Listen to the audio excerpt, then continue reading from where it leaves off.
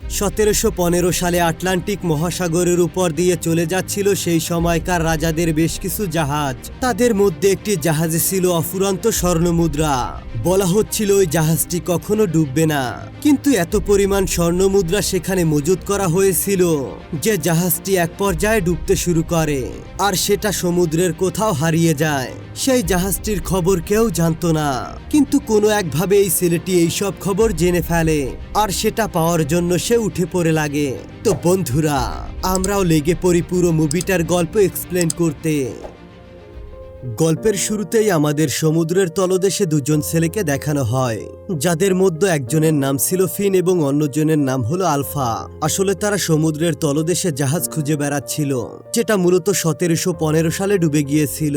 আর এই জাহাজে ছিল অফুরন্ত সোনা, আর ফিনও গত 8 বছর ধরে এই সোনা খোঁজার চেষ্টা চালিয়ে যাচ্ছে।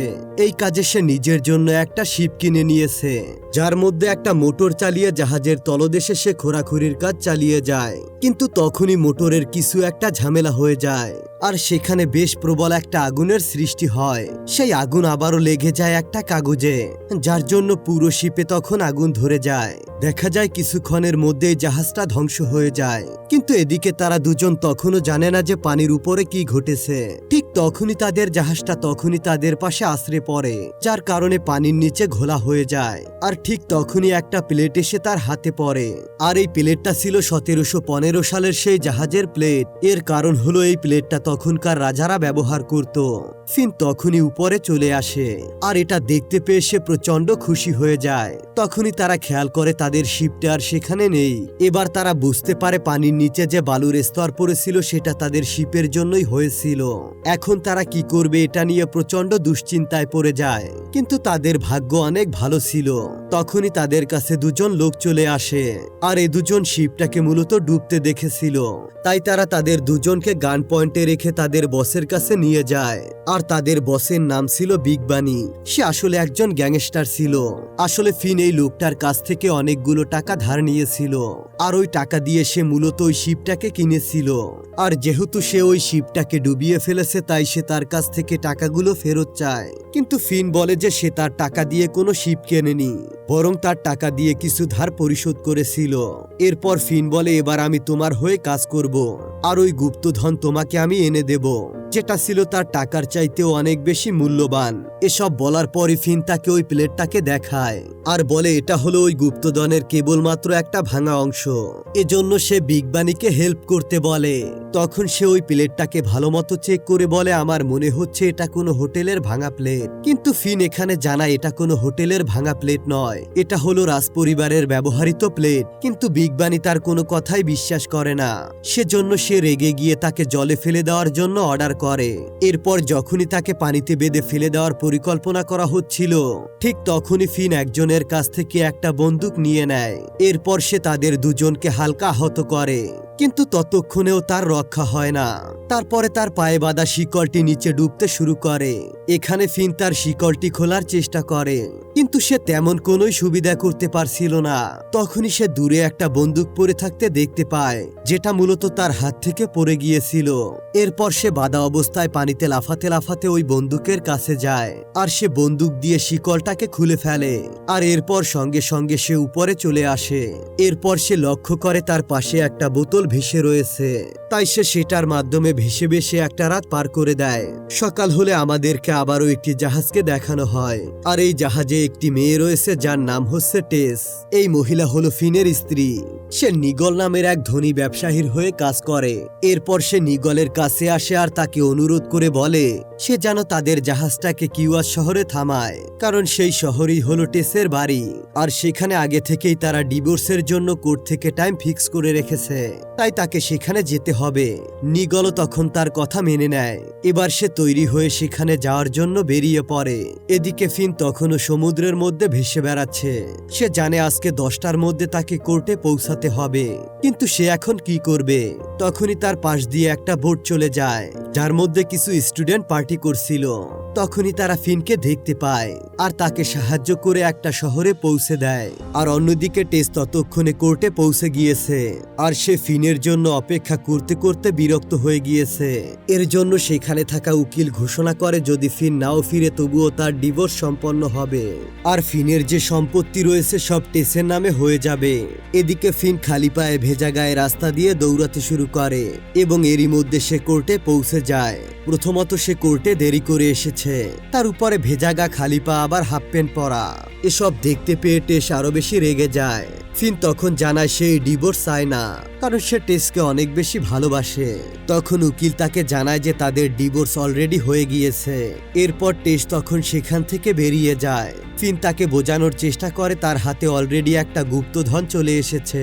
ফিন তাকে বিশ্বাস করাবার জন্য ভাঙা প্লেটের একটা ছবি এঁকে তাকে দেখায়। ছবিটি দেখতে পেয়ে টেস লক্ষ্য করে এটা সত্যি সত্যি বেঙ্গল পরিবারের একটা সিম্বল বল।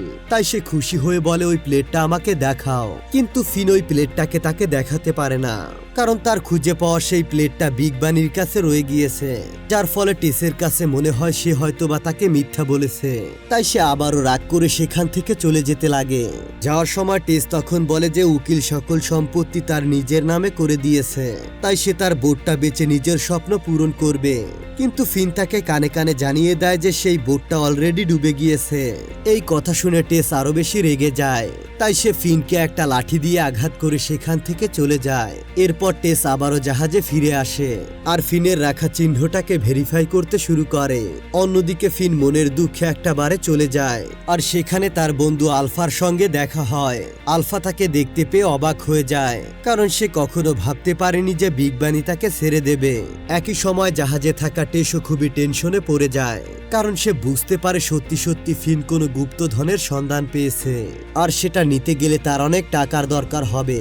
আর তাদের জাহাজটি বর্তমানে যে শহরে রয়েছে সেখানে ফিনও রয়েছে, আর তার যে স্বভাব সে জাহাজের মালিকের কাছে টাকা ধার চাইতে পারে, যেটা কিনা তাকে আরো বেশি লজ্জায় ফেলে দিবে। তাই সে জাহাজের মালিক নিগলের কাছে যায় আর সে জাহাজ নিয়ে সেখান থেকে বেরিয়ে পড়তে বলে, কিন্তু নিগলও তাকে মানা করে দেয়, কারণ তার মেয়ে শপিং করার জন্য এই শহরে বেরিয়ে পড়েছে, তাই তাকে এখানেই থাকতে হবে। অন্যদিকে আলফা ফিনকে বুদ্ধি দেয় যে এই শহরে নিগল নামের একজন ধনী ব্যবসায়ী এসেছে, যে কিনা বর্তমানে পাশের সমুদ্র সৈকতেই রয়েছে, আর যদি তুমি তার সঙ্গে আলাপ করতে পারো তাহলে তোমার সমস্ত টাকার জোগাড় হয়ে যাবে। ফিনও এই কথা শোনার সঙ্গে সঙ্গে সে সমুদ্রের উদ্দেশ্যে বেরিয়ে পড়ে।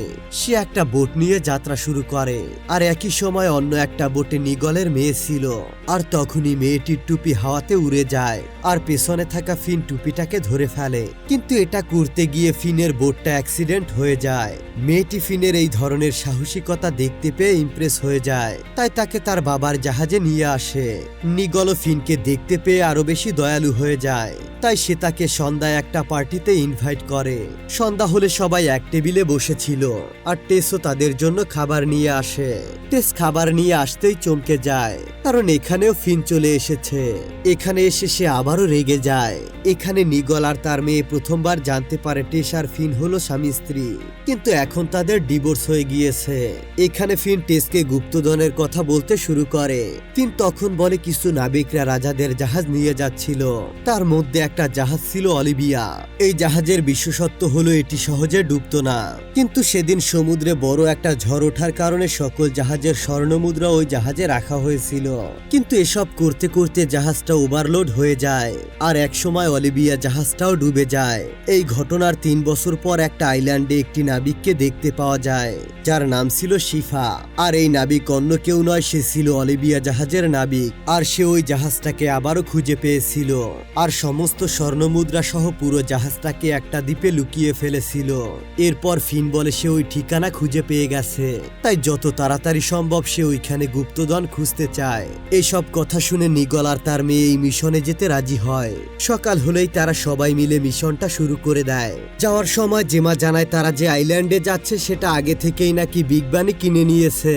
এই খবর শুনতে পেয়ে তারা সবাই অবাক হয়ে যায়।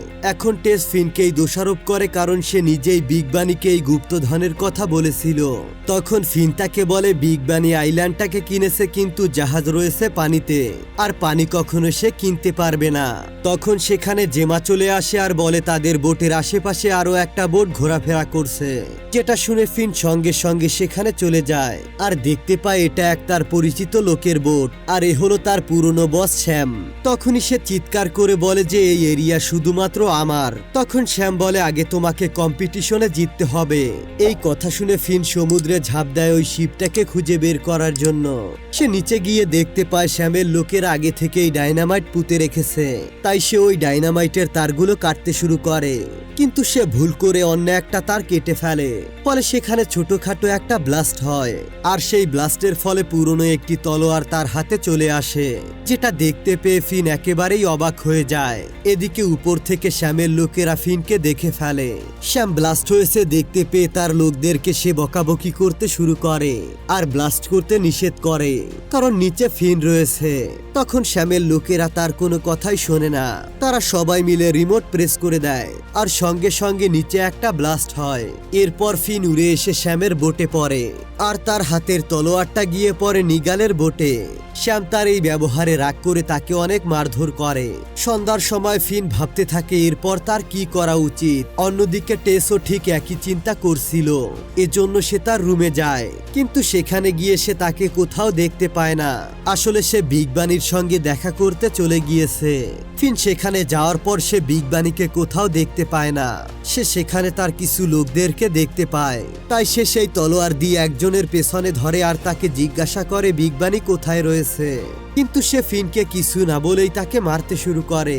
তখন বিগ বানির অন্য একজন লোকে সেই শব্দ শুনে তার দিকে এগিয়ে আসে আর সে ক্রিকেট ব্যাট দিয়ে ফিনকে আঘাত করে অজ্ঞান করে ফেলে। ফিনের জ্ঞান ফিরে আসলে দেখতে পায় তার সামনে বিগ বানি রয়েছে। ফিন তাকে বলে তুমি গুপ্তধন খোঁজার জন্য যাকে হায়ার করেছো সে মোটেও এটা করতে পারবে না, কারণ ওর সঙ্গে আমি কাজ করতাম। আসলে বিগ বানি গুপ্তধন খোঁজার জন্য শ্যামকে হায়ার করেছিল, আর এই কারণেই শ্যাম ওই দ্বীপে তার আগে পৌঁছে গিয়েছিল।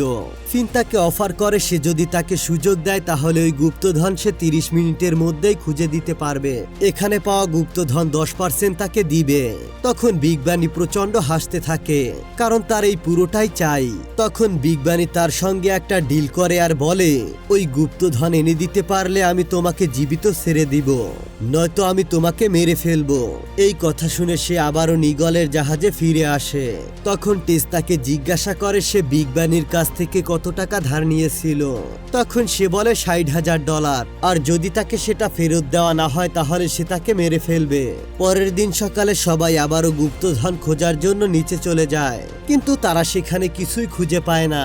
সন্ধ্যা হলে সবাই মিলে ভাবতে থাকে তাদের মিশনটা কিভাবে সম্পন্ন করবে, কারণ এখন তাদের প্রত্যেকটা দিনই ব্যর্থ যাচ্ছে। তখন টেস একটা জিনিস কিছুতেই বুঝতে পারছিল না, আর সেটা হলো এইখানে সমুদ্রের পানি অনেক বেশি পরিষ্কার। এখানে যদি কোনো জাহাজ ডুবে থাকতো তাহলে তারা উপর থেকেই দেখতে পারতো, কিন্তু এখানে তারা কিছুই দেখতে পায় না। তখন ফিন তাকে বুঝায় হয়তোবা এখানে ডুবেনি। ঠিক একই সময় তাদের জাহাজের ক্যাপ্টেন এসে তাকে জানায় যে সমুদ্রে ঝড় উঠতে চলেছে, এখন তাদের জাহাজটিকে দ্বীপের উত্তর পাশে নিয়ে যেতে হবে। তখন ফিনের মনে একটা প্রশ্ন চলে আসে, ওই জাহাজটাকে কেন উত্তর দিকেই নিতে হবে? ক্যাপ্টেন তাকে বলে উত্তর দিকটাই হলো একমাত্র জায়গা যেখানে কোনো পাথর নেই। এই কথা শোনার সঙ্গে সঙ্গে সে আনন্দে আত্মহারা হয়ে যায়, সেই সাথে সে অনেক প্রশ্নেরই জবাব পেয়ে যায়। তখন সে চিৎকার করে বলে ওই জাহাজটিকে সমুদ্রের ভেতরে নয় বরং উত্তর পাশে রাখা হয়েছিল। এইসব আলোচনার পর রাতে টেস আর ফিন সমুদ্রের নিচে চলে যায়। এর কিছুক্ষণ পরই তারা ওই জাহাজের কিছু অংশ খুঁজে পায়। এটা দেখার পর তারা দুজনে খুব বেশি খুশি হয়। পরের দিন সকালে দ্বীপের আশেপাশটা তারা খুব ভালোভাবে খুঁজতে থাকে এবং তারা সেখানে জাহাজের অনেকগুলো টুকরো অংশ খুঁজে পায়, কিন্তু সেখানে তারা গুপ্তধনের মতো তেমন কিছুই খুঁজে পায় না। তখন তারা ভাবতে থাকে জাহাজের নাবিক হয়তোবা গুপ্তধন অন্য কোথাও লুকিয়ে রেখেছে। টেস তখন বলে এই আইল্যান্ড সম্পর্কে ভালো করে জানতে হলে পুরনো কোনো বিল্ডিং আমাদেরকে খুঁজে বের করতে হবে, আর এই আইল্যান্ডের সব থেকে পুরনো বিল্ডিং বলতে একটা চার্চ আছে। এজন্য তারা দুজন সেই চার্চে যায়। এরপর তারা সেখানে গিয়ে সারা রাত ধরে অনেকগুলো বই পড়তে শুরু করে। এক পর্যায়ে গিয়ে তারা জানতে পারে এখানে স্প্যানিশরা এসেছিল, আর এখানে অলিভিয়া নামের একটি স্প্যানিশ লেডিকে কবর দেওয়া হয়েছিল। বই পড়ে তারা বুঝতে পারে অলিভিয়া নামের যে মহিলার কথা বলা হয়েছে সেটা আসলে কোনো মহিলা নয়, সেটা হচ্ছে সেই জাহাজটি। তাই তারা সেই কবরটাকে খুঁজতে শুরু করে। কিছুক্ষণ পরে তারা সেই কবরটিকে খুঁজে পায়। এরপর তারা কবরের মাটি সরাতেই একটা বক্স খুঁজে পায়, আর বক্সটি খুলতেই একটা বই বেরিয়ে আসে। সেই বইটি লিখেছিলেন স্বয়ং সেই জাহাজের নাবিক। সেখানে লেখা ছিল গুপ্তধন কেউ খুঁজতে পারবে না, কারণ সেটা যেখানে রয়েছে সেটা হচ্ছে একটা মৃত্যুর ফাঁদ, আর সেখানে যাওয়া যায় শুধুমাত্র ডিসেম্বর মাসেই, তাও আবার নির্দিষ্ট কয়েকটা দিনে। আর এই সব কিছু পরে ফিন বুঝতে পারে জায়গাটা নিশ্চয়ই হবে বুলহোল। আর এই বুলহোলের বিশেষত্ব হলো এটা একটা সমুদ্রের গুহা, আর সেটা সব সময় সমুদ্রের জলে পরিপূর্ণ থাকে। এই সব কিছু শুনে টেস বলে সে এমন একটা বুলহোল দেখেছিল। এরপর টেস যখন তাকে সবকিছু বলতে যাবে ঠিক তখনই সেখানে বিগ বানি চলে আসে, আর তার সঙ্গে তার দুই সহযোগীও আসে। এরপর তাদেরকে সেই বইটাকে দিয়ে দিতে বলে, কিন্তু ফিন চালাকি করে বইটিকে ছুঁড়ে মারে, যার ফলে তাদের মধ্যে একটা হাতাহাতি শুরু হয়ে যায়। তখন টেস বেলসা দিয়ে বিগ বানির উপর হামলা করে। এরপর তারা সেখান থেকে পালিয়ে যায়। কিছু দূর যাওয়ার পরই তারা দুজনে একটা অ্যাক্সিডেন্ট করে, যাতে করে টেস মাটিতে পড়ে যায়, আর ফিন পাহাড় থেকে নিচে পড়ে যায়। এর কিছুক্ষণ পরেই ফিনের স্কুটারটাও ব্লাস্ট হয়ে যায়। টেস মনে করে ফিন হয়তোবা মারা গিয়েছে, তাই সে প্রচন্ড কাঁদতে শুরু করে। আর এই সুযোগে বিগ বানির দুই লোক তাকে বন্দি করে ফেলে।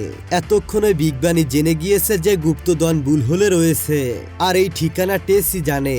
তাই সকাল হলে তারা দুজনে টেসকে নিয়ে সেখানে চলে যায়। তখন যেহেতু নদী ভরা ছিল তাই পানি উপরে উঠে এসেছিল। এদের মধ্যে একজন টেসকে বলে কিছুক্ষণের মধ্যেই পানি নিচে চলে যাবে, তখনই টেসকে নিচে নামতে হবে।